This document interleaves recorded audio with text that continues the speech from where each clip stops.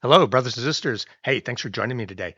Let's talk about nuclear power in the UK and in Scotland specifically. UK government looked at bypassing the SNP amid block on billion-pound nuclear investment. Okay, so this is a really interesting one for me. Why would the SNP want to block all new nuclear power plants? I'm guessing it's because of a general dislike for nuclear because of nuclear waste, of course, that is a concern, and thoughts connecting nuclear power to nuclear weapons, even though the two are very loosely related. Nuclear power plants generally have nothing to do with nuclear weapons. Let's see what's going on with this. The UK government is exploring ways to bypass the SNP's wrong-headed opposition to new nuclear power reactors being built in Scotland.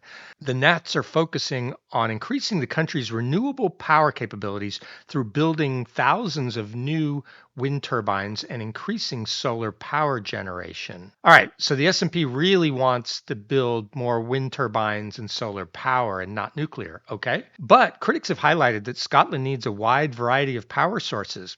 I agree, including fossil fuels and nuclear, with the latter making up 15% of Scotland's energy. There's only one nuclear power plant left in the country, Torness, which is being commissioned in 2030, with no replacements being considered for this. Yeah, I actually agree with that. I think there does need to be a balance between fossil fuels and renewables and nuclear, because the problem with renewables is the wind doesn't always blow and the sun certainly doesn't always shine in Scotland. And so if you're going to have a stable power source that can meet the demand, you have to have backup sources to help out when the sun's not shining and the wind's not blowing, or else you have power interruptions. The UK Labour government is following in the previous Tory administration's footsteps by attempting to increase the country's nuclear footprint. Chancellor Rachel Reeves announced earlier this year that the UK government was investing 14.2 billion in the construction of Sizewell C in Suffolk and 2.5 billion in small modular reactors in East Midlands. Okay, so it's not just Scotland, they're building a few down in England as well. There's been interest from the likes of Rolls-Royce in building nuclear reactors north of the border. Oh, so I guess Rolls-Royce actually builds reactors. But any planning applications would be rejected by the S&P government. However, a source close to the UK government suggested it was pushing for reactors to be built in Scotland. It would put on a collision course with the S&P, who are anti-nuclear. Former Scottish Secretary Alistair Jack suggested a few years ago that his office was already plotting a similar move if the S&P are kicked out of office in 26. And I think there's a good chance the S&P will get kicked out of office in 26. Now, this idea has been revived. It is understood with Scotland set to miss out on billions of pounds of investment if John Swinney clings to power in May next year.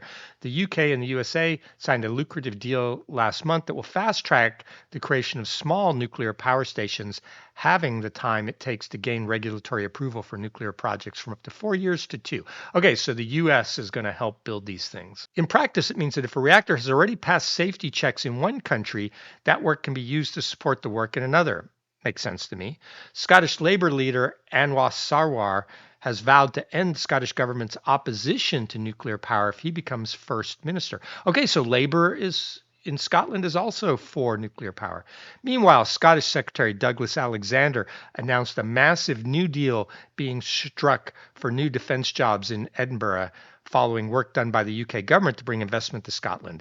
Aerospace firm Leonardo will bring 150 jobs thanks to a £177 million contract. Swedish defense and security company Saab has agreed to provide 4 new Gripen fighter aircraft to the Royal Air Force over the next 5 years. The aircraft's state-of-the-art radar is built by Leonardo, with the deal struck after a 2-year campaign involving close collaboration between UK government departments of trade, Sweden, Thailand, and companies including Leonardo.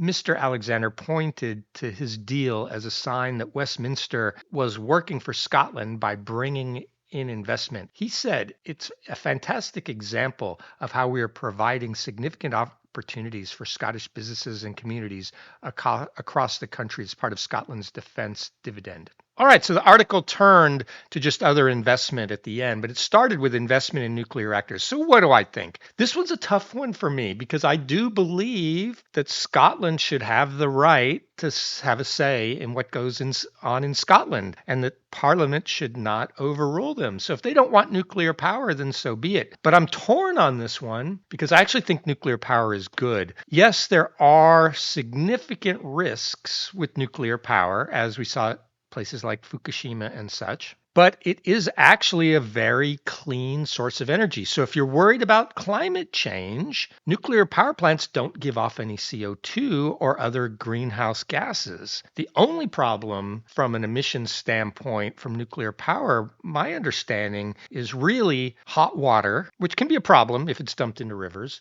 and radioactive waste. And so if you have an accident, it can be an environmental disaster. But when you weigh that with needing good, cheap, reliable sources of power, I lean towards we need to build more nuclear power plants because barring an accident, they are clean and they're reliable. They generate a lot of power very cheaply. I believe nuclear power is even cheaper than fossil fuels.